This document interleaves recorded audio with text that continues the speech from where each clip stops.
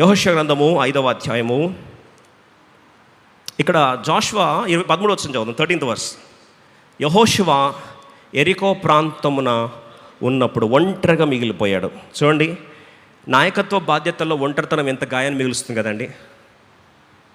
ఒంటరితనము ఎంత గాయాన్ని మిగులుస్తుంది కదా. బహుశా మీరు అనొచ్చు, నిజంగా డెసిషన్ మేకింగ్ అంత పెద్ద స్ట్రెస్ ఏం కాదండి, నేను చాలా ఈజీగా తీసుకుంటానంటే నీ డెసిషన్ నమ్ముకున్న వాళ్ళు, అర్థమైన వాళ్ళకి అర్థమైనంత. ఇప్పుడు నీ వెనకాల బాధ్యత పెద్దదైతే నువ్వు డెసిషన్ తీసుకున్నప్పుడు నువ్వు ఏం చేస్తావు? ఎక్కువ ఆలోచిస్తావు. రెండోది భయపడతావు. Yes or no?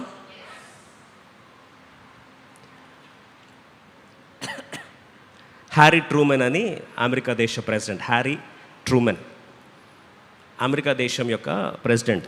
అయితే తను ఒకరోజు ఒక మాట అన్నాడు, I feel very lonely at the time of decision making అన్నాడు.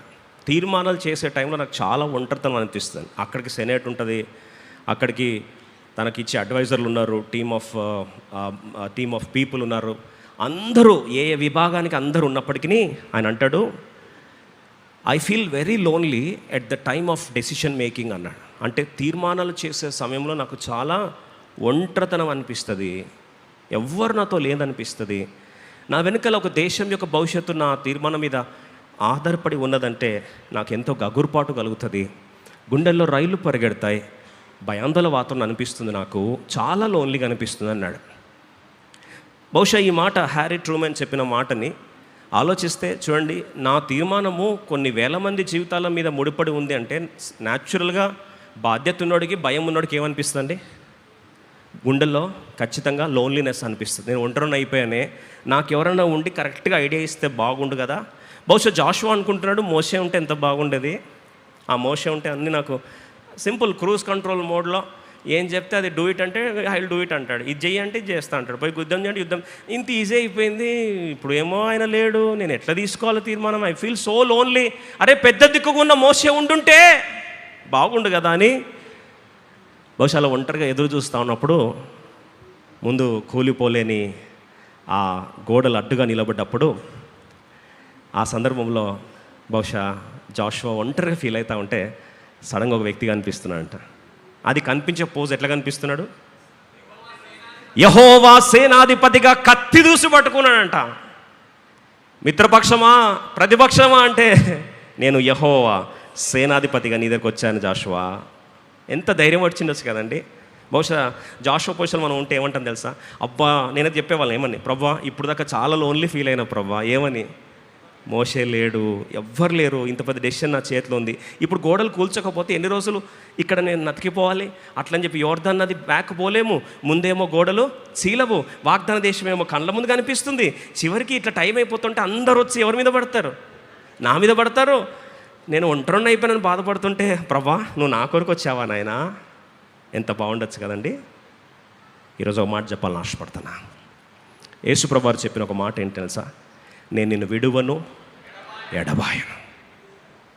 మనలో చాలామందికి ఈ సత్యం తెలియదు. జాషువాకి దేవుడు ఏం కొత్త ఏం కాదు. హెబ్రీ 13:6 చూస్తాం, 5-6 వచనాల్లో. హీబ్రూ చాప్టర్ 13:5 ఆఖరి లైన్ చదువుదాం. నిన్ను ఏమాత్రమును విడువను, నిన్ను ఎన్నడును ఎడబాయను అని ఆయనే చెప్పాను కదా. ప్రభు అన్నాడు, ఎప్పుడు విడిచిపెట్టను, ఎప్పుడు నిన్ను ఎడబాయను, నిన్ను మర్చిపోయే వ్యక్తిని కాదని దేవుడు చెప్తే ఎంత ధైర్యం రావాలి కదా. చూడండి, కొన్నిసార్లు ఒక మాట, అద్భుతమైన మాట చెప్పాలని ఆశపడుతున్నాను. జాషువాకి దేవుని మాట నేను నీతో ఉన్నానంటే కొత్త ఏం కాదు. జాషువా చాప్టర్ 1, యెహోషువ 1వ అధ్యాయము. దయచేసి త్వరగా యెహోషువ గ్రంథము 1వ అధ్యాయం 5వ వచనం చూస్తాం. 9వ వచనం చూస్తే దేవుడు అద్భుతమైన వాగ్దానం ఇచ్చాడు. జాషువా చాప్టర్ 1:5, నీవు బ్రతుకు దినములన్నిటను ఏ మనుషుడు నీ ఎదుట నిలవలేక ఉండును, నేను మోషేకు తోడై ఉండినట్లు నీకును తోడై ఉండును. ఎవరిచ్చారు ఈ వాగ్దానం? త్వరగా చెప్పండి. దేవుడే ఇచ్చాడు. మోషే చనిపోయినప్పుడు, మోషే లేడే ఏంటి పరిస్థితి అన్నప్పుడు దేవుడు యెహోషువాని అభిషేకించి నాయకుడిగా స్థిరపరిచినప్పుడు, దిగులు పడుతున్నప్పుడు దేవుడు వాగ్దానం ఇచ్చాడు. ఏమని తెలుసా? మోషేకి ఎట్లయితే నేను తోడై ఉన్నానో నీవు బ్రతుకు దినములన్నిటను, అంటే లాస్ట్కి నీ డేట్ ఆఫ్ డెత్ దాకా ఏ మనుషుడు నీ ఎదుట నిలువడు. ప్రామిస్ ఏంటంటే నేను మోషేకు తోడై ఉన్నట్లు నీకును తోడై ఉన్నా. ఎంత గొప్ప వాగ్దానం కదా. Yes or no? మీరు అనొచ్చు, దేవుడు తోడే ఉంటే పర్లే కానీ మనుషులు తోడే ఉండాలి కదండి, వాళ్ళు వదిలేసిపోతే ఎట్లా అని. నిజమే, కొన్నిసార్లు మనుషులు తోడే ఉండాలి నాయకుడికి. If you are leader you need people also. జాషువాకు ప్రజలందరూ అడ్డం తిరిగారు అనుకో ఎట్లుంటుంది? దేవా నువ్వు నాకు తోడే ఉన్నా కానీ వీళ్ళందరూ అడ్డం తిరిగారు అనలేడు కదా. అదే రోజు మొత్తం 20 లక్షల మంది వచ్చారంట. చూడండి, జాషువా చాప్టర్ 1 అదే అధ్యాయము 16-17లో. ఇప్పుడు మనుషులు వచ్చి చెప్తున్నారు, ఎంత మంచి మాట అండి. Even people are giving him a promise. కలిసి చదువుదామా? 1:16. అందుకు ప్రజలందరూ వారు నీవు మాకు ఆజ్ఞాపించినది అంతయు మేము చేసేదము, నీవు మమ్మును ఎక్కడికి పంపుదువో అక్కడికి పోదుము. 17 మోషే చెప్పిన ప్రతి మాట మేము విన్నట్లు నీ మాట విందుము, నీ దేవుడైన యెహోవా మోషేకు తోడైనట్లు నీకును తోడయుండును గాక. అబ్బా, వచ్చి జాషువా మోషేకి ఎట్లున్నామో నీకు అట్లా వింటాం. మోషేకి దేవుడు తోడున్నాడు, నీకు కూడా దేవుడు తోడే ఉన్నాడు. నువ్వు ఏంటూ బొమ్మంటే అటు పోతావు, నువ్వు సిట్ అంటే సిట్, నువ్వు స్టాండ్ అంటే స్టాండ్. మోషేకు దేవుడు తోడున్నాడు, నీకు కూడా దేవుడు. ఇప్పుడు ఎవరు ప్రామిస్ ఇచ్చారు? మనుషులు ప్రామిస్ ఇచ్చారు. దేవుడు ప్రామిస్ ఇచ్చాడు, మనుషులు ప్రామిస్ ఇచ్చాడు. కానీ యోర్దాను నది చూస్తుంటే ప్రామిస్ ఇచ్చిన మనుషులు చెప్పండి మంచి నిద్రపోతున్నారు. వాళ్ళ ధైర్యం తెలుసా? చూసుకున్నట్టు ఉన్నాడు కదా ఎవరు? జాషువా. పంచాయతీలోనే జాషువా. మా బాధ్యత ఏంది? హాయిగా వండుకుంటాం. వాళ్ళ ఫీలింగ్ ఏంటంటే యోర్దాను దాటేసాం, వాగ్దానం దేశం వచ్చేస్తాను వండుకున్నారు ఆల్రెడీ. ఈయన ఒక్కడు పాపము ఆ గోడలు చూస్తూ, ప్రభా గోడలు కూలుతాయా?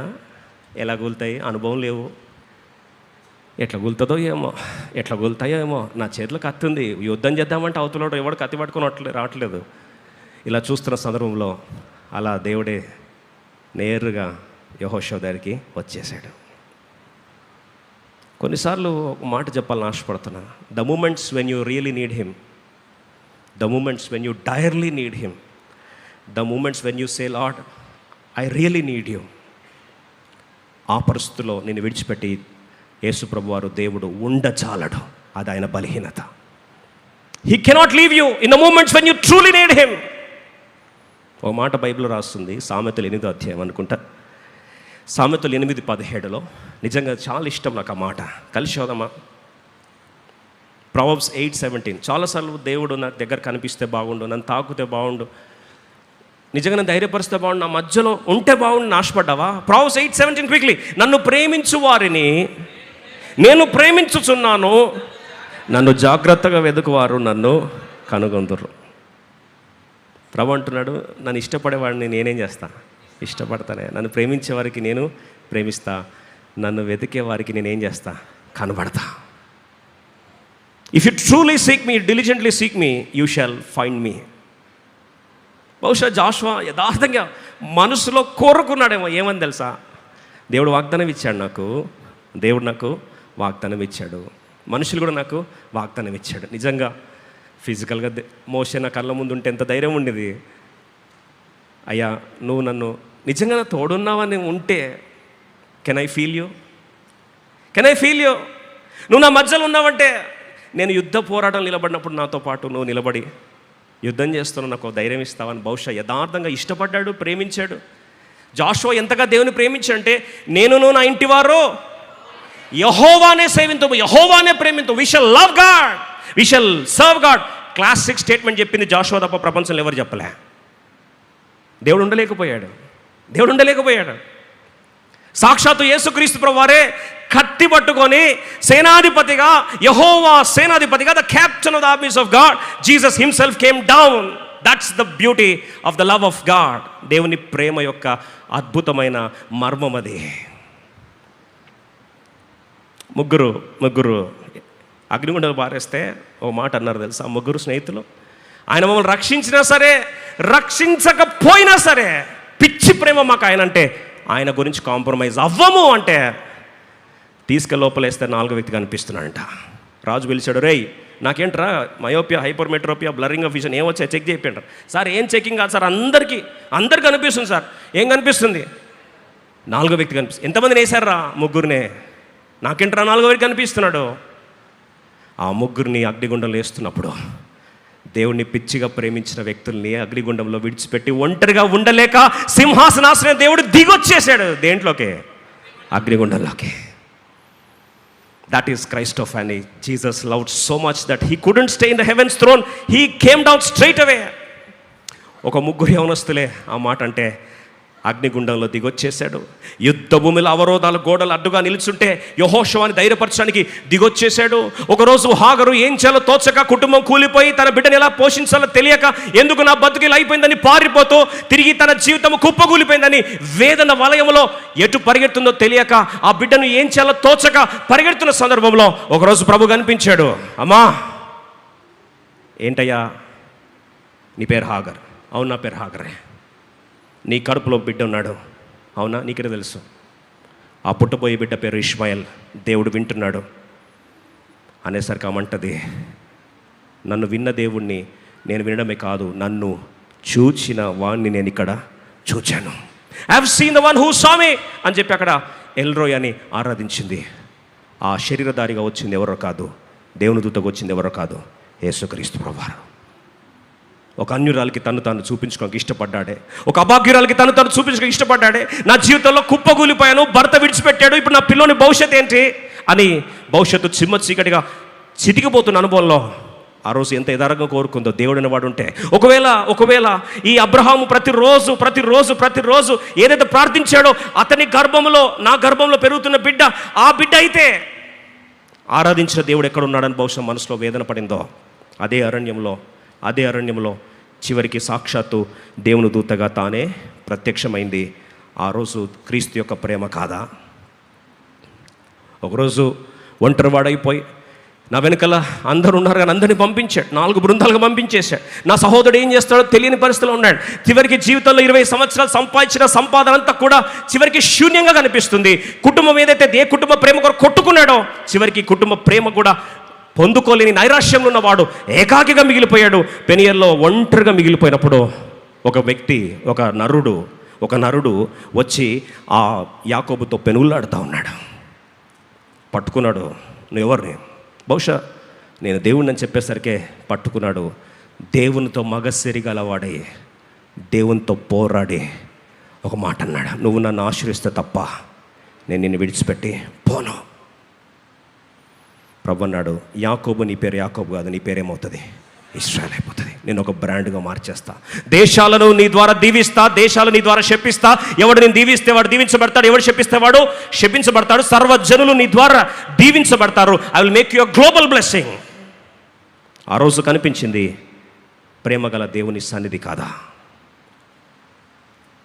అదే యాకోబు ఏం చాలా తోచక వాగ్దానంలో పొందుకున్నాడు, దేవుని కలుసుకున్నాడని చెప్పి ఎటు తిరుగుతున్నాడు అర్థం కాక చివరికి వాగ్దానం ఉంది చేతిలో, నెరవేర్పు కళ్ళ ముందు ఆమడు దూరంలో కనిపించట్లే.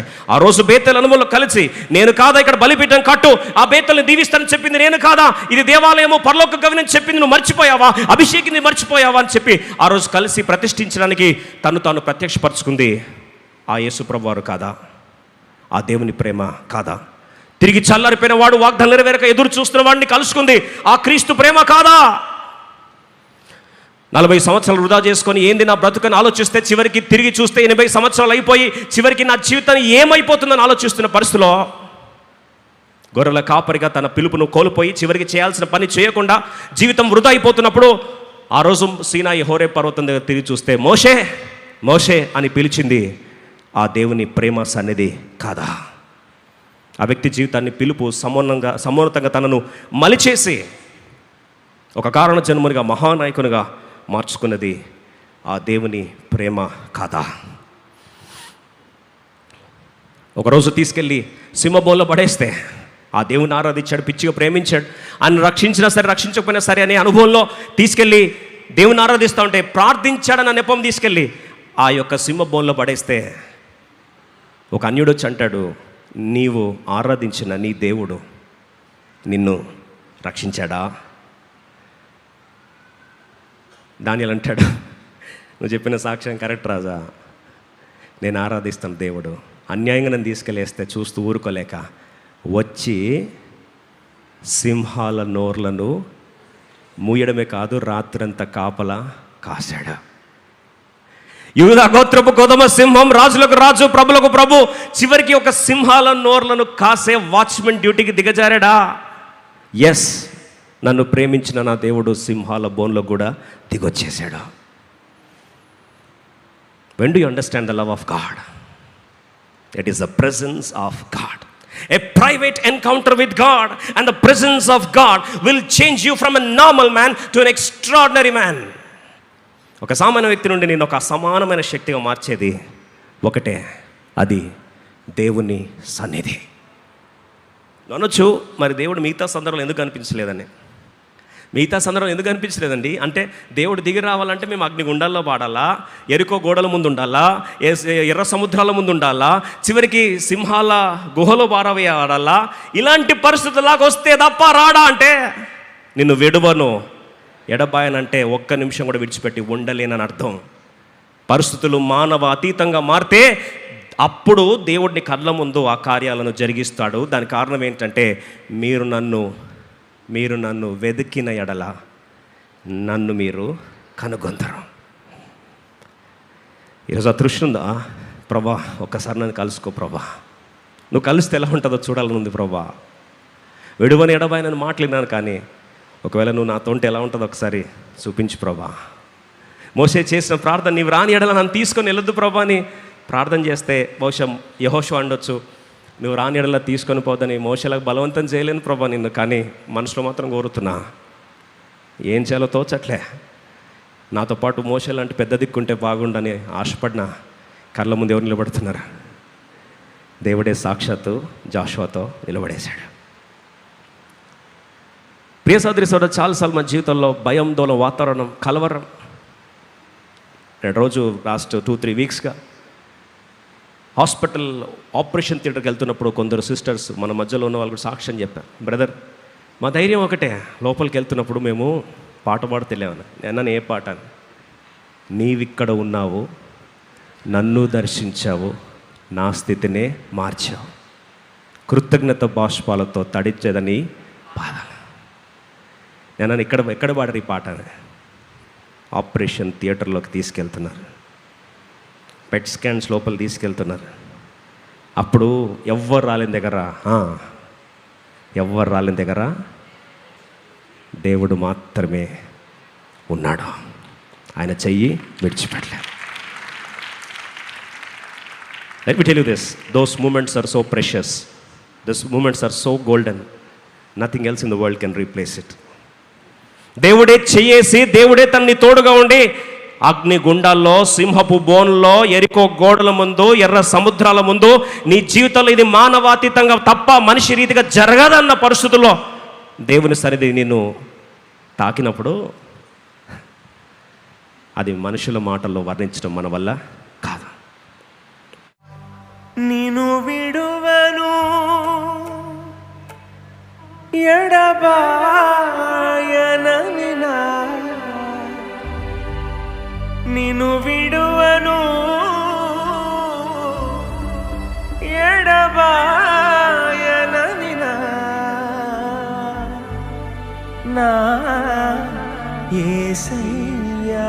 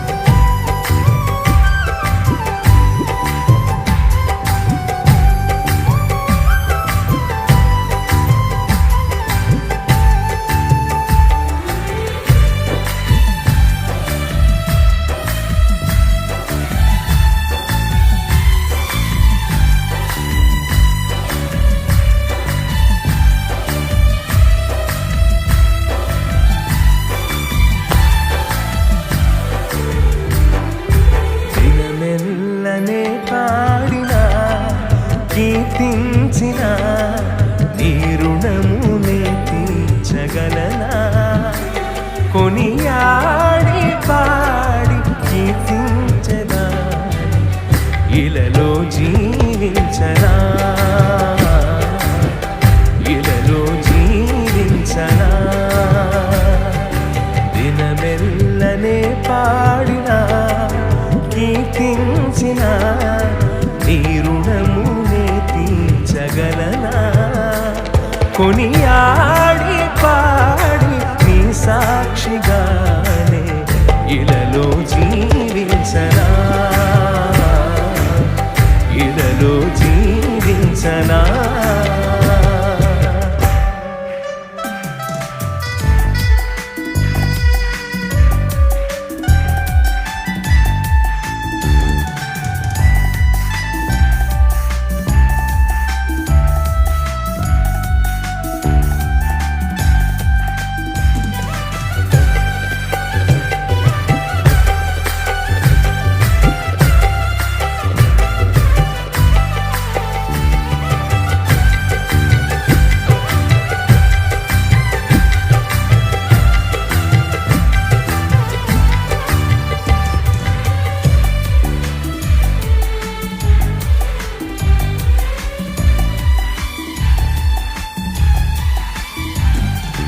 గాయపడిన సమయాన మంచి సమరయుల నా గాయాలు కడిగిన దేవా ఆకలైన వేళలో ఆహారమిచ్చి నన్ను పోషించినావు దేవా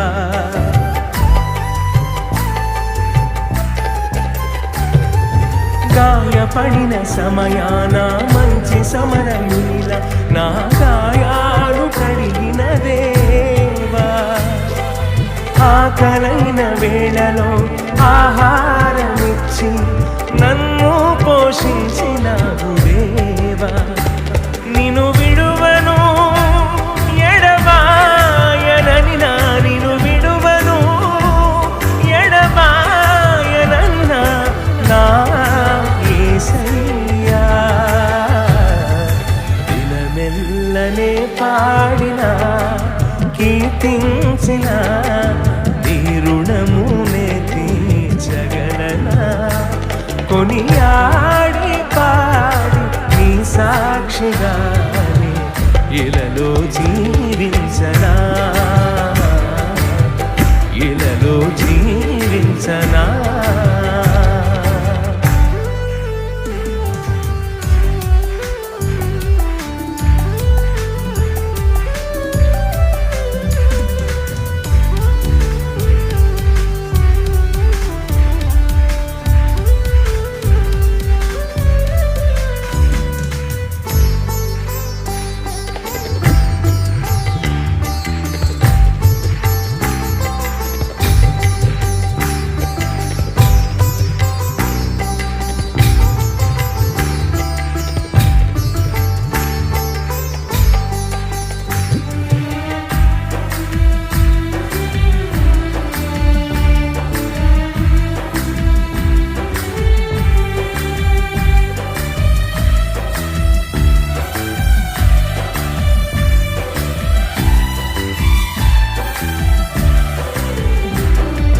నా బలహీనత యందు నా సిలువను మోస్తూ నిన్ను పోలి నేను నడిచెదను వెనుకున్నవి మరచి ముందున్న వాటికై సహనముతో పరుగెత్తెదను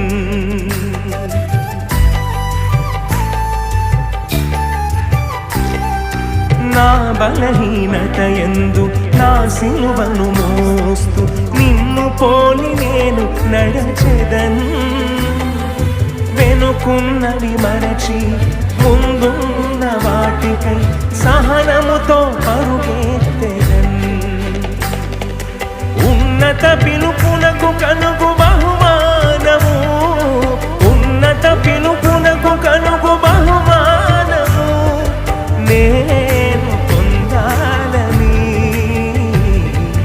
దినమెల్లనే పాడినా కీర్తించిన నీ రుణమునే తీర్చగలనా కొనియాడి పాడి సాక్షిగానే ఇలలో జీవించనా,